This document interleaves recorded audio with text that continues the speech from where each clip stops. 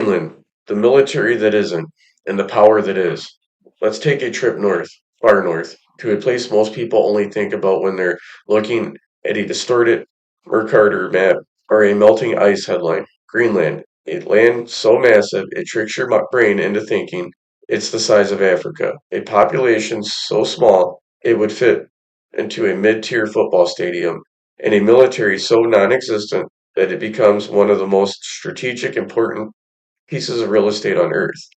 Welcome to the paradox of Greenland, where the absence of an army is exactly what makes it a battleground for superpowers.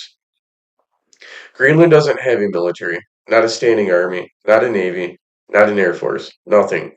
Defense is handled entirely by Denmark, the kingdom that it technically belongs to.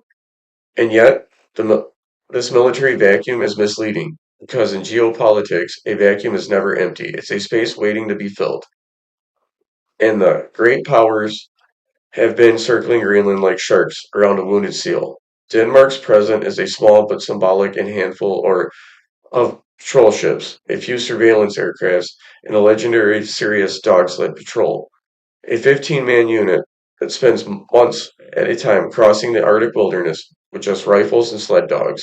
It's less modern army and more of a Jack London fever dream, but it serves one purpose: to show the flag in a place where flags matter the most. But what's the real muscle? It doesn't come from Copenhagen. Enter the United States. Since 1951, the U.S. has maintained a foothold in Greenland under a defense agreement that basically says we'll protect you, and also we're going to build a giant radar station, so hope that's cool.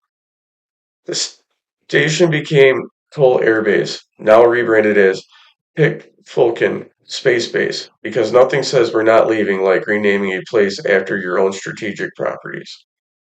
Pituffik is not just a base, it's a node in the global early warning system. It tracks missiles, it tracks satellites, it tracks anything that moves through Arctic skies. If Russia launches something over the poles, Pituffik sees it first. And in 2025, the US quietly shifted Greenland from European Command to Northern Command, same command responsible for defending the continental United States.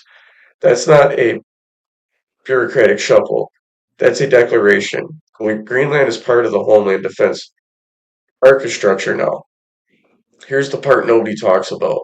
As the Arctic melts, new sea routes open, new resources become accessible, and suddenly Greenland, this quiet, icy, or sparsely populated island, becomes the front porch of North American continent.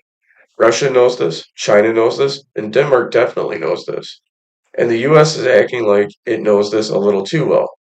Denmark has begun its first ever locally based military unit in Greenland. New patrol vessels, new surveillance systems, new Arctic infantry. This isn't a coincidence, it's a response. Because Russia is expanding in the Arctic bases, China is trying to buy influence through research stations and investment projects. And the US is making sure nobody else gets a foothold on the world's largest island.